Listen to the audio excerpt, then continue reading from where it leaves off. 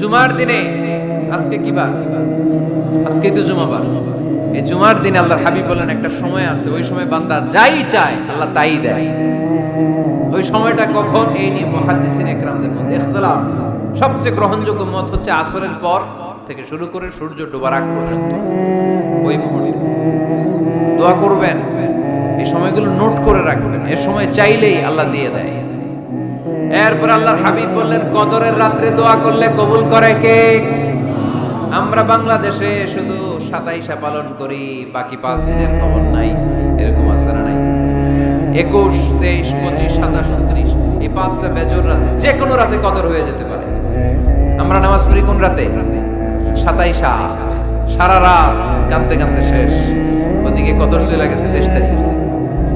আছে না নাই? হতে পারে। বুদ্ধিমান মুমিনের কাজ হচ্ছে বেজর 5 রাত্রিতে, শেষ দশকের 5 বেজর রাত্রিতে এক সমান তালে ইবাদত করা, যাতে কোনো ক্রমে কদরের বরকত ছুটে না যায়। এরপর আল্লাহর হাবিব বললেন কেউ যদি কোরআন খতম করে, কোরআন খতমের পরে যে ব্যক্তি দোয়া করবে তার দোয়াটা কবুল করে কে? মান খাতামাল কোরআন ফালাহু দাওয়া মুস্তাজাবা। কোরআন খতম করার পরে দোয়া করলে আল্লাহ দোয়া কবুল করে। হজের ময়দানে দোয়া করলে কবুল করে কে? আরাফাতের ময়দানে দোয়া কবুল হয়। তাওয়াফ করা অবস্থায় দোয়া করলে কবুল হয়। জামজামের পানি খেয়ে মা উজামজাম লিমা শুরিবালা, যেই নিয়তে জামজামের পানি খায় ওই নিয়ত কবুল করে কে? মুজদালিফায় দোয়া আল্লাহ কবুল করেন, মাতাফে কবুল করেন, মুলতাজামে কবুল করেন।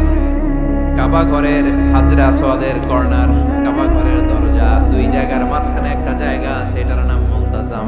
এইখানে হয় ধাক্কা ধাক্কি, সুযোগ হলে ওইখানে দাঁড়িয়ে ওইখানে টাচ করে শরীর লাগিয়ে দোয়া করবেন, কবুল করবে কে? কিন্তু সুযোগ পাওয়া যায় না। এক মাওলানা সুযোগ পাইছিল, ধাক্কা ধাক্কি করে কোন রকম গেছে, যে একটা দোয়া করছে আল্লাহর কাছে, আল্লাহ জীবনে যা দোয়া করছিলাম আর যা করবো সব কবুল করে নাও। এই দোয়া করার সাথে সাথে খাইছে এক টাকা, এই অনেক দূর, কাম হয়ে গেছে, সমস্যা নাই। দোয়াটা কি করছিল? কি করেছিল? আল্লাহ জীবনে যত দোয়া করেছি আর যত দোয়া করব সব তুমি কবুল করে নিও। একটা দোয়া করছে।